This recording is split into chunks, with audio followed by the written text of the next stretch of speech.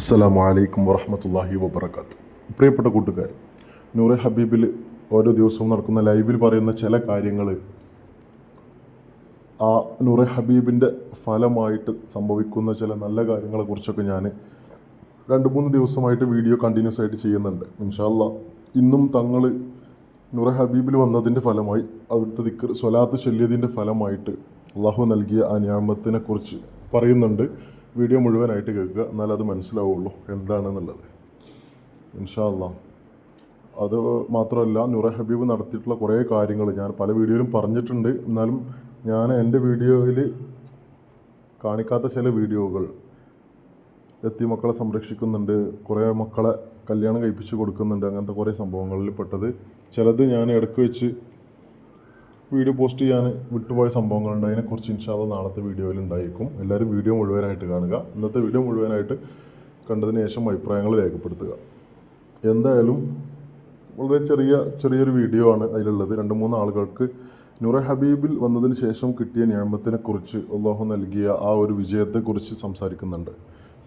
ഏതൊരു വിഷയത്തിലും നമ്മൾ നല്ല നിയത്തോട് കൂടിയിട്ട്, ആത്മാർത്ഥതയോട് കൂടിയിട്ട് അതിലേക്ക് ഇറങ്ങിച്ചെന്നാൽ നമുക്കതിൽ വിജയിക്കാം എന്നതിൻ്റെ ഒരു ഉദാഹരണമാണ് നൂറെ ഹബീബ്. അങ്ങനെ നിരവധി ഉദാഹരണങ്ങൾ നമുക്ക് നിരവധി മജ്ലിസുകൾ എടുത്താൽ കാണാൻ കഴിയും. ഇൻഷാ അല്ലാഹ് വരും വീഡിയോകളിൽ മറ്റു മജ്ലിസുകളുടെ വീഡിയോ കൂടി ചെയ്യണമെന്ന് ആഗ്രഹമുണ്ട്. ഇൻഷാ അല്ലാഹ് അള്ളാഹു തൗഫീഖ് ചെയ്യട്ടെ.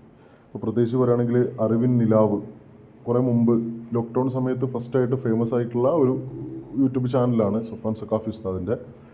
പിന്നീട് വന്നിട്ടുള്ള മദനീയം, അതിനുശേഷം നൂറെ അജ്മീർ, അതിനുശേഷം കുറേ വന്നിട്ടുണ്ട് പല സ്ഥലങ്ങളിലായിട്ട് നടക്കുന്നത്. പിന്നെ നൂറെ ഹബീബ്, എല്ലാം അറിയപ്പെട്ട മജ്ലിസുകൾ തന്നെയാണ്. എല്ലാത്തിനും ഓരോ രഹസ്യങ്ങളും ഓരോ വിജയ രഹസ്യങ്ങളും ഓരോ സക്സസ്ഫുൾ സ്റ്റോറികളും പറയാനുണ്ട്. അപ്പോൾ നമ്മളൊരു കാര്യത്തിന് പരിശ്രമിച്ചു കഴിഞ്ഞാൽ, പരിശ്രമിക്കുന്നതിനോട് കൂടെ പഠിച്ചവനോടുകൂടി അടുക്കാനുള്ളൊരു സാഹചര്യം ഉണ്ടായാൽ, അങ്ങനത്തെ സാഹചര്യങ്ങളാണ് നമുക്ക് നൂറെ ഹബീബുകളും നൂറെ അജ്മീറുകളും അറിവിൻ നിലാവുകളെല്ലാം നമുക്ക് മുന്നോട്ട് വെക്കുന്ന കാര്യങ്ങൾ. അഥവാ നമ്മൾ മനസ്സിലുള്ളൊരു കാര്യം റെഡിയാകാൻ നമ്മൾ ഇറങ്ങിപ്പെടുമ്പോൾ അതിനുവേണ്ടി നമ്മൾ മാക്സിമം അധ്വാനിക്കുകയാണ്. അതിൻ്റെ കൂട്ടത്തിൽ പഠിച്ചവനോട് കൂടി പഠിച്ചവൻ്റെ അഥവാ റബ്ബിനോട് കൂടെ ഒരു സമയം മാറ്റിവെച്ച് അതിലൂടെ പരിശ്രമിക്കുമ്പോഴാണ് അതിൽ വിജയം വരുന്നത്. ഇൻഷാ അല്ലാഹ് നമ്മളെല്ലാ കാര്യങ്ങളും അള്ളാഹു റാഹത്താക്കി തരട്ടെ. ആമീൻ. അസ്സലാമു അലൈക്കും. എന്റെ പേര് അജൂസാണ്. എന്റെ ഗ്രൂപ്പിൽ ഉമ്മയുടെ വീടിന്റെ ആധാരം വെച്ചിട്ട് 5 വർഷമായി. എടുക്കാനൊരു വഴിയുമില്ല. ഈ മജ്ലിസ് വരെ കേൾക്കാറുണ്ട്. അല്ലാ അല്ലാ അല്ലാ, സ്വലാത്തുൽ ഫാത്തിഹിന്റെ ബറക്കത്ത് കൊണ്ട് 5 വർഷത്തിന് ശേഷം അവർക്ക് ഫളില് പറയാൻ നല്ല ഭാഗ്യം കിട്ടിയിട്ടുണ്ട്. 5 വർഷത്തിന് ശേഷം ആ ബാങ്കിൽ നിന്ന് ആധാരം എടുത്തിട്ടുണ്ട്. അത് സ്വലാത്തിന്റെ പവറാണ്, സ്വലാത്തിന്റെ പവറാണ്.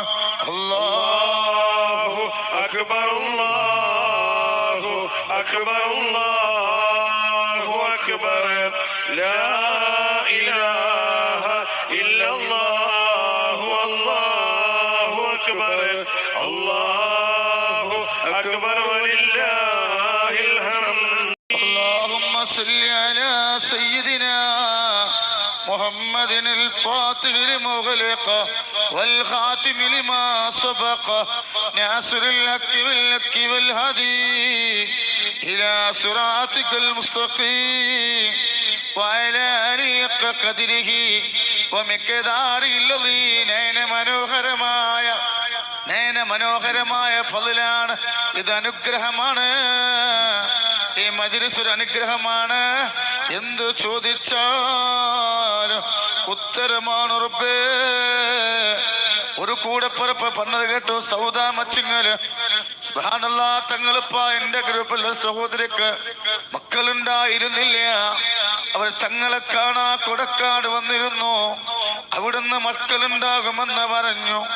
20 വർഷത്തിന് ശേഷമാണ് ഇരട്ട കുട്ടികളാണ്. സുബ്ഹാനല്ലാഹ്, ഒരു ബുദ്ധിമുട്ടുമില്ലാതെ പ്രസവിച്ചിട്ടുണ്ട്.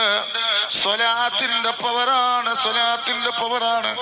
അല്ലാഹുവേ ഖൈർ നൽകണല്ലോ.